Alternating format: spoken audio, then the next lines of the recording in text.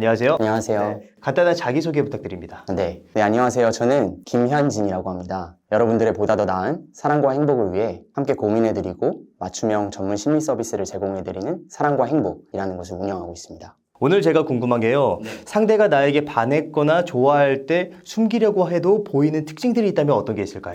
네, 일단은 우선 연결의 측면에서 보자면 우리는 호감 있는 대상과 연결되고 싶은 욕구를 자연스럽게 느끼게 됩니다. 그래서 이에 관한 구체적인 행동 중 하나는 눈 맞춤이 있을 수 있겠죠. 이제 몸장님이랑 저랑 이제 물리적으로 거리가 지금 있잖아요. 근데 제가 이렇게 눈 맞춤을 하는 순간 이런 연결감이 생기는 거죠. 이건 이제 물리적인 접촉은 아니지만 이제 심리적인 접촉이 생기는 거죠. 좀 더 좀 섹슈얼한 느낌 들게끔 표현을 해보자면 호감 있는 대상과의 눈 맞춤은 눈 뽀뽀? 뭐 눈 키스라고 표현할 수 있을 정도로 굉장히 의미 있는 행동이라고 생각을 합니다. 약간 서로 이제 눈을 맞추고 스킨십이라고 하니까 네. 약간 좀 그런 그렇죠. 느낌도 저도 들긴 조금 하네요. 살짝 부끄러운데.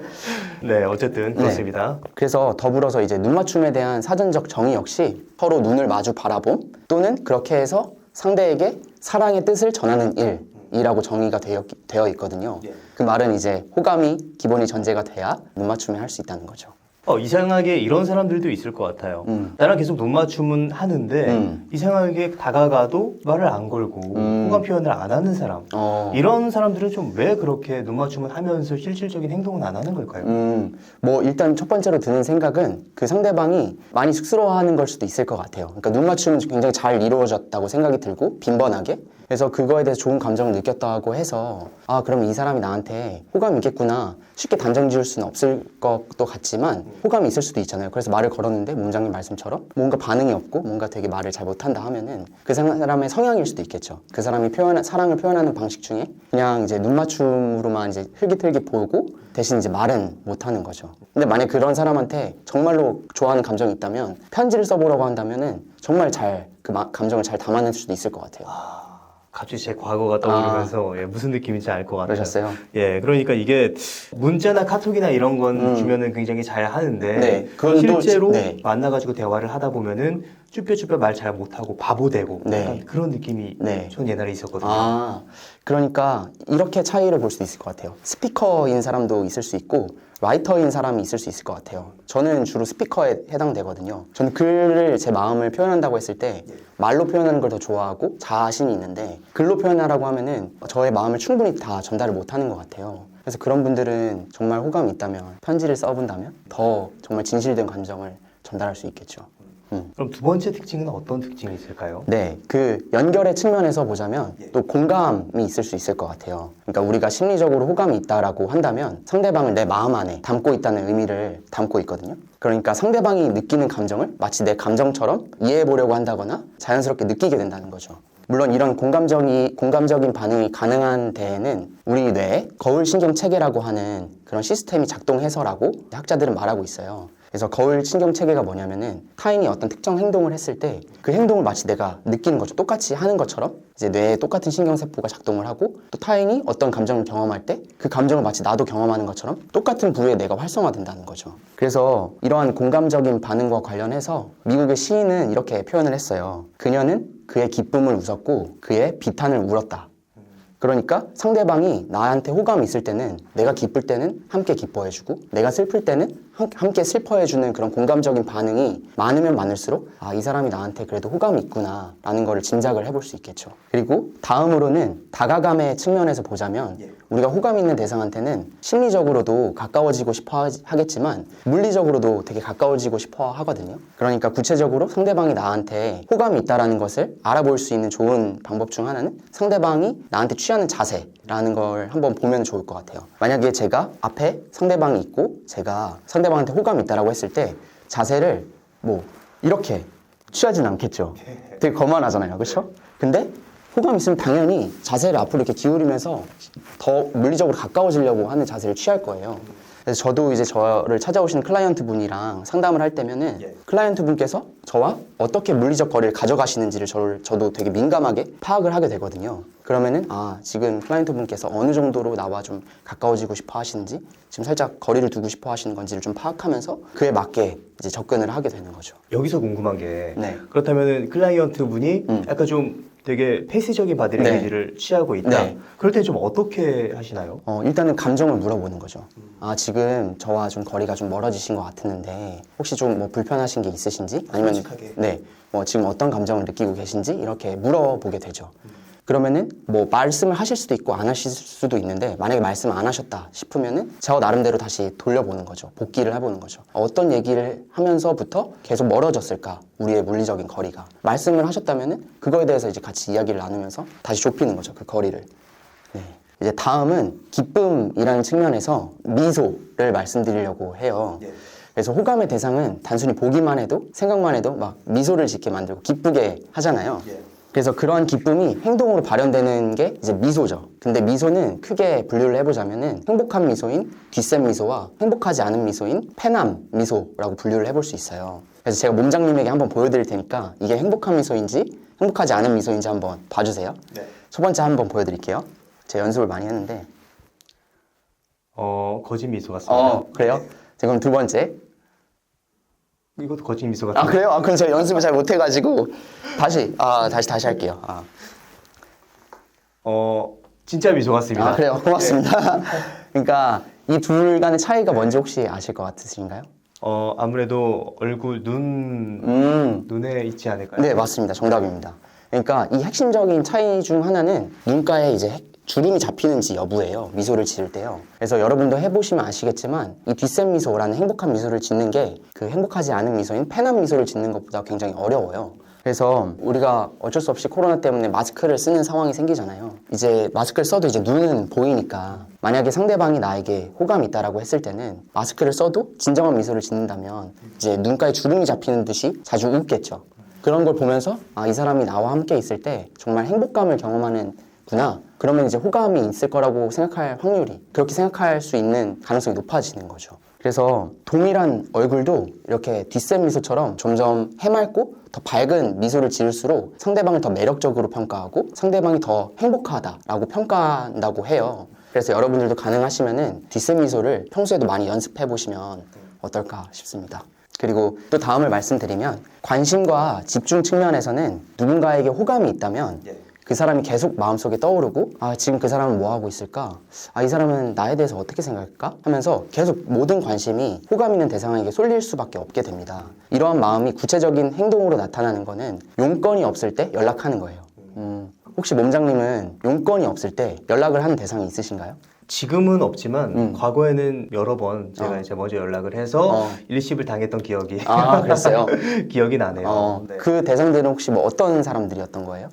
제가 이제 매력적으로 생각하는 사람들이었던 사람들이죠. 그렇죠. 그럼 만약에 몸장님이 정말 싫어하는 사람한테 용건이 없는데 전화 통화를 한다고 한다면 해야 된다고 한다면 어떨 것 같으세요? 굉장히 망설일 것 같아요. 굉장히 이제 고심한 다음에 어쩔 수 없으니까 이제 연락할까 해가지고 연락을 하게 될 것 같아요. 그렇죠. 그러니까 그 말은 우리가 용건 없이 연락한다는 것이 정말 호감이 있지 않으면 가능하기 어려운 일이라고 생각이 들고 근데 또 우리가 가까운 사람들 중에서도 더 호감이 있고 연락하고 싶은 사람한테만 용건이 없을 때 연락을 하잖아요. 그러니까 만약에 상대방이 나한테 정말 계속 용건이 없는데 계속 연락이 온다라고 하면은 그건 이제 호감의 표현으로서 받아들일 수 있겠죠. 약간 이런 경우도 있는 것 같아요. 용건이 없는데 용건을 만들어서 연락하는 경우. 그렇죠. 그러니까 뭔가 마치 더 연락을 이어가고 싶은 마음에 그렇게 몸장님 말씀하신 대로 용건을 만들어내는 거죠.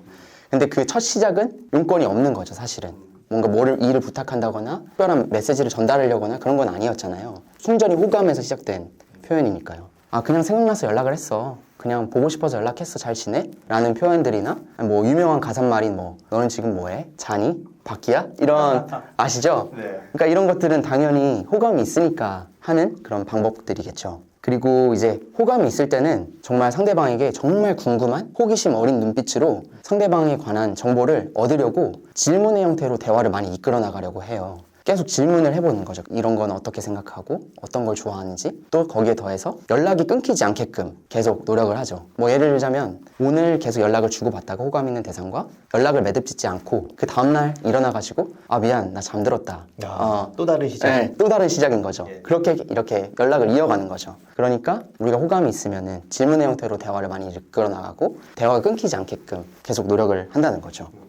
그렇게 이제 호감 있는 대상과 대화를 이끌어 나가는 과정에서도 우리는 그 대화에 온전히 집중을 하게 됩니다. 그렇기 때문에 상대방이 했던 말들에 대해서도 아주 사소한 것들까지 소중하게 생각하고 기억을 하는 거죠. 예를 들자면 좋아하는 사람이 나 따뜻한 라떼 좋아하는데 거기에 우유 안 넣고 오트밀크 넣어서 마셔, 이런 말을 했다고 했을 때, 그럼 나중에 같이 카페에 가서 따뜻한 라떼 2잔 주시는데요, 한 잔은 그냥 주시고 한 잔은 우유 빼고 오트밀크를 넣어주세요. 물어보지도 않고 주문할 수도 있고, 이렇게 물어볼 수도 있죠. 너 따뜻한 라떼 우유 빼고 오트밀크 맞지? 이런 식으로요. 그렇게 들으면 설레일 것 같은데요. 그러니까요. 이 사람은 내 말을 진짜 하나하나 소중하게 듣는구나. 그 말은 이제 곧 호감으로서 다가오는 거죠. 받는 사람도. 그래서 이런 것들을 놓치지 않고 계속 뭔가 챙겨주는 느낌이 받고 나를 신경 써준다라고 했을 때는 호감이 있을 확률이 높겠죠. 그리고 일반적으로 우리는 자신과 유사한 사람들을 기본적으로 더 호감 있게 느끼게 되거든요. 그래서 그런지 상대방에게 호감이 있을 때는 자신과 상대방 간의 공통점을 찾으려고 굉장히 부단히 노력을 하게 됩니다. 더 나아가서 질문에 대한 상대방의 답을 듣고 하나라도 자신과 비슷하면 거기에 방점을 두고 대화를 이끌어 나간다는 거죠. 그래서 나도 그거 좋아하는데, 나도 거기 가봤는데, 완전 소름, 막 이러면서 좀 과장된 표현까지 섞어가면서 우리가 좀 같아, 이런 게 좀 비슷해 라고 계속 어필을 하게 되겠죠. 그래서 하나의 예를 들어보자면은 요즘 MBTI를 얘기를 굉장히 많이 하잖아요. 상대방이 저한테 호감이 있을 때 MBTI가 뭐예요? 라고 물어봤을 때 저는 ENFJ예요 라고 했어요. 그러면은 그 상대방이 이렇게 말하는 거예요. 저도 F예요 라고 해요. 근데 알고 보니까 그분은 ISFP인 거예요. 그러니까 MBTI가 4개인데 그 똑같은 하나인 F를 가지고 거기에 방점을 두고 우리 공통점이 있어요 라고 하는 거죠. 그리고 만약에 대화를 하는 과정에서 그래도 다른 점이 발생할 수 있잖아요. 그런 상황이 발생해도 상대방한테 호감이 있으면은 부정적인 반응보다는 긍정적인 반응을 하게 되는 거죠. 그 예를 들어보자면은 고기 같은 거, 특수 부위 같은 것들은 그만의 특유의 향이 있고 냄새가 있고 맛이 있고 질감이 있잖아요. 그래서 이런 것들 싫어하시는 분도 꽤나 있더라고요. 그래서 나는 그런 특수 부위 고기 너무 싫어하고 냄새 난다고 막 너무 불쾌하다고 막 말을 많이 했던 사람이 자기가 호감 있는 대상이 그런 걸 너무너무 좋아한다고 하면은 그거 냄새 나는데 왜 좋아해요? 저는 그거 못 먹겠던데 라고 반응하기보다는 특수 부위도 잘 드시는구나. 정말 미식가이신가 봐요. 라는 식으로 긍정적인 반응을 한다는 거죠. 같으면 같아서 좋고 다르면 또 그 나름대로 달라서 좋고, 그러니까 호감이 있으면은 당신에 관한 건 무엇이든지 좋아요 라면서 무조건적인 긍정적인 존중을 한다는 거죠. 그렇다면 제가 또 이제 궁금한 게요. 상대방이 나에게 호감을 가지고 있는지 궁금해하는 것도 중요하지만 내가 호감을 가지고 있는 경우 상대와 대화를 할 때 불안하거나 아니면 어색해가지고 말을 잘 못하거나 이런 사람들도 있는 것 같아요. 저도 사실 약간 그런 편에 속하는데 이런 사람들은 좀 어떻게 하면 좋을까요? 참 어려운 것 같아요. 그 순간에 순발력도 필요하고 뭔가 빠르게 대처를 해야 되는데, 저라면은 보통은 우리가 불안한 감정들을 낮추기 위해서 호흡법을 많이 가르쳐 주시거든요. 전문가 선생님들께서. 근데 그건 이제 티가 나잖아요. 뭐 이렇게 대화를 나누다가 이렇게 할 수가 없잖아요. 한숨 쉬는 것 같잖아요. 그래서 그 다른 방법은 이제 괄약근을 강하게 조였다가 한 10초 정도 조였다가 이제 푸는 거예요. 제가 지금 방금 전에 조였다가 풀었거든요. 사실 저도. 티가 안 나잖아요. 근데 이거를 진짜 반복적으로 해보시면은 그 심장이 빨리 뛰고 이런 불안한 반응들이 올라왔을 때 많이 수딩이 되거든요. 그래서 이런 것들도 하나의 방법이니까 한번 참고해 주시면 어떨까 싶습니다. 그리고 또 이제 대화를 할 때 머리가 하얘져서 아무 소재거리, 대화거리가 생각이 안 나는 경우도 있는 것 같아요. 그렇죠. 그럴 때는 굉장히 이제 내가 좋아하는 사람과 어색한 시간을 보내게 될 확률이 높은데 이럴 때는 좀 어떻게 대화를 잘 이끌어 나갈 수 있을까요? 질문의 형태를 저는 그 상황에서 빨리 질문의 형태로 뭔가 상대방에게 관한 질문을 할 것 같아요. 근데 이제 개방형 질문을 해야겠죠. 폐쇄형 질문이라기보다는 예, 아니오로 답할 수 있는 질문을 한다기보다는 뭐 어떻게 생각해? 뭐 오늘 내가 걸어오다가 뭐 이런 저런 거를 봤는데 그런 거에 대해서는 어떻게 생각해? 근데 이제 가능하다면 좀 더 호감을 불러일으킬 수 있는 질문을 하면 좋겠죠.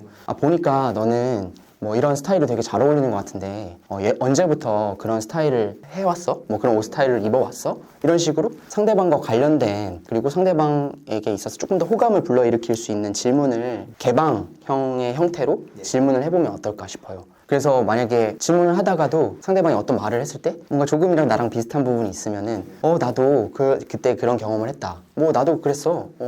어땠어? 거기서 또 이어갈 수도 있죠. 그 동일한 경험을 했던 거에 대해서 같이 공통점이 있던 부분에 대해서 어떻게 또 생각을 하는지 뭐 이런 식으로. 타인이 나를 좋아해 줄 때까지 기다리고만 있는 거는 약간 좀 수동적인 태도일 것 같아요. 내가 더 이제 매력적인 사람이 되는 방법, 그걸 아는 게 중요할 것 같은데 혹시 그런 방법이 혹시 있을까요?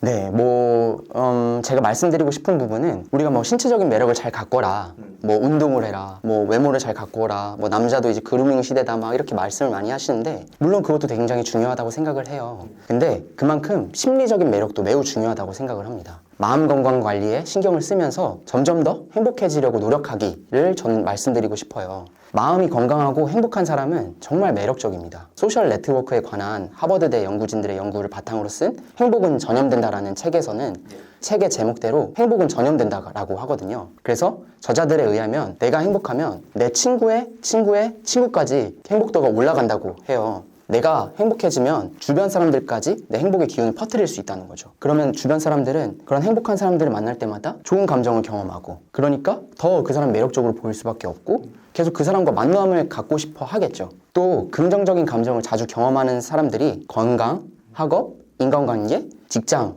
등 삶의 다양한 영역에서 더 많은 성취를 이룬다고 하는 기념비적인 연구도 있거든요. 그러니까 어떤 좋은 일이 생겨서 어떤 성취를 이뤄서 긍정적인 감정을 경험할 수도 있지만 오히려 그 반대로 긍정적인 감정을 계속 경험하는 사람들은 다른 사람들에 비해서 더 많은 성취를 이뤄낼 수 있다는 거죠. 그러니까 긍정적인 감정이 그런 성취들의 선행 변인이 될 수 있다는 거죠.